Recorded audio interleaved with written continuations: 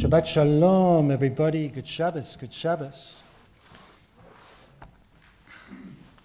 So, Monday evening is the AGM of the Jewish people, the going back to the creation of human beings on the sixth day of creation, the coronation of HaKadosh Baruch Hu. It's Rosh Hashanah. It's coming soon.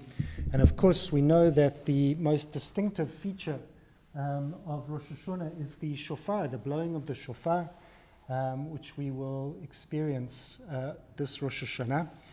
Why do we blow the shofar on Rosh Hashanah? Well, anytime we answer a question like that, our first aim is to go back into the Torah and find what does the Torah tell us. So if you look in the Torah for the blowing of shofar on Rosh Hashanah, you might not find it because it's not there. There are two verses that tell us about Rosh Hashanah, and little bit of trivia, neither of them mention the words Rosh Hashanah. In fact, Rosh Hashanah does not appear in the Torah at all. That is a later rabbinic term for what is called in the Torah Yom Truah, the day of Truah. We'll come back to what Truah exactly is. And also Yom Hadin and Yom HaZikaron, the day of judgment and the day of remembrance. And when should you do this? You should do this on the first day of the seventh month of the year. We must be the only religion in the entire world that celebrates their new year in the seventh month. That's another drosha, not for tonight. Let's get back to shofar. So, two verses tell us that this special day on the first day of the seventh month is a day of truah. It's a day of whatever truah might be. It might mean screaming or crying. It might mean blowing a wind instrument. Maybe we would think if we read this verses that you must blow a trumpet or a saxophone. If you think that's crazy, in the temple they had silver trumpets, so why not? How do we know that it's a shofar? Well, nowhere in the two verses does it mention shofar, but we can scan through our great knowledge of Torah all the other verses, and we will come up with the word shofar where? In the mention of the Yovel.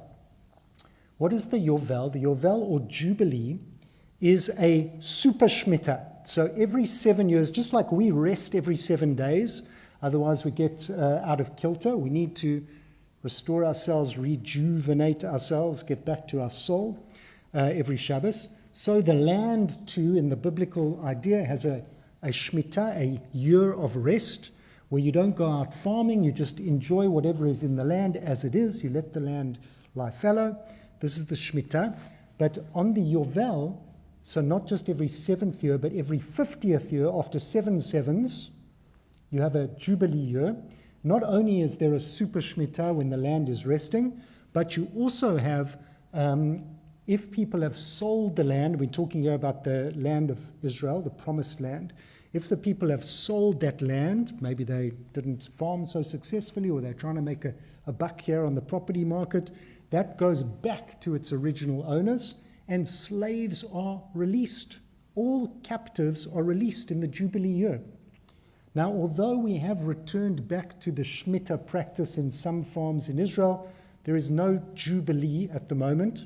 There hasn't been since biblical times. There is an anticipation in the time of Moshiach, when the Messianic age arrives, that we will be able to celebrate the Jubilee again, but at the moment it's not happening. We're waiting for that to come. But what marks the Jubilee year? According to the Torah, when the Yovel comes in, there will be the sounding of the shofar. And there it says, Truat Shofar.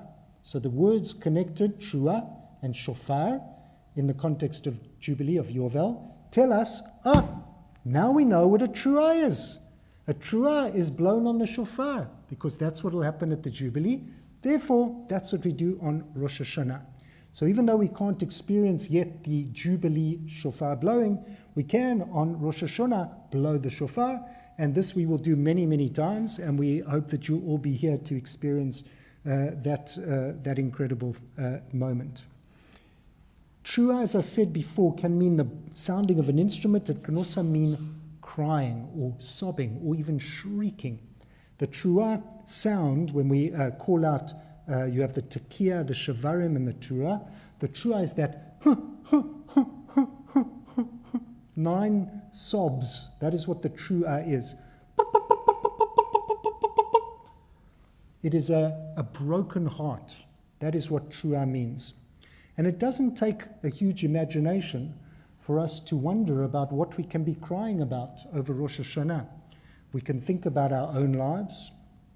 Rosh Hashanah to Yom Kippur is the period that we're asking God to write us in the book of life for blessings and for sweetness in the year.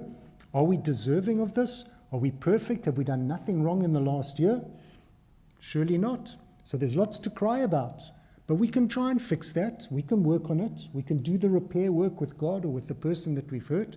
We can apologize where there's been offense. That's what this time is there to remind us to do. But we can go bigger. We can think about the country that we live in, South Africa. Lots to sob about there. And I'm not talking about the Springboks, because thank God we have something to cheer about there.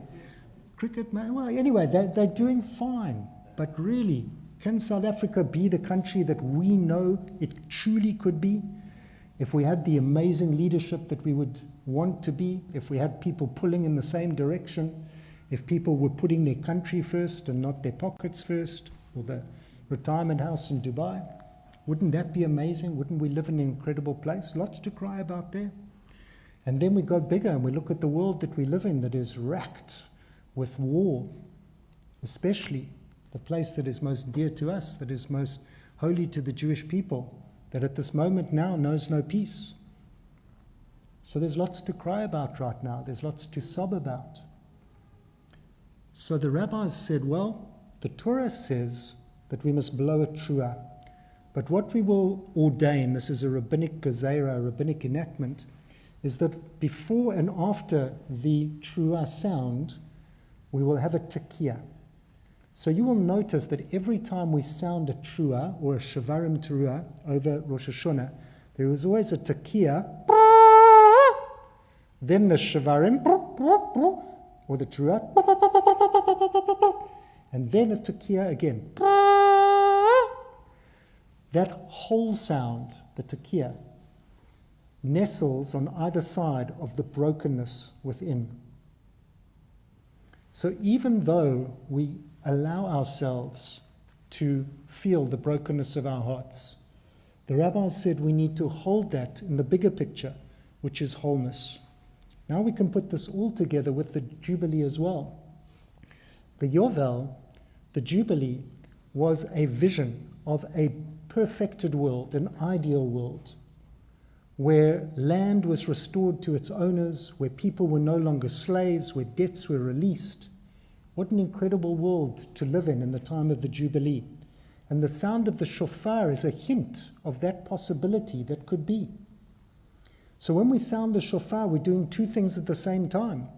We're feeling the brokenness. We're feeling the brokenness in our hearts.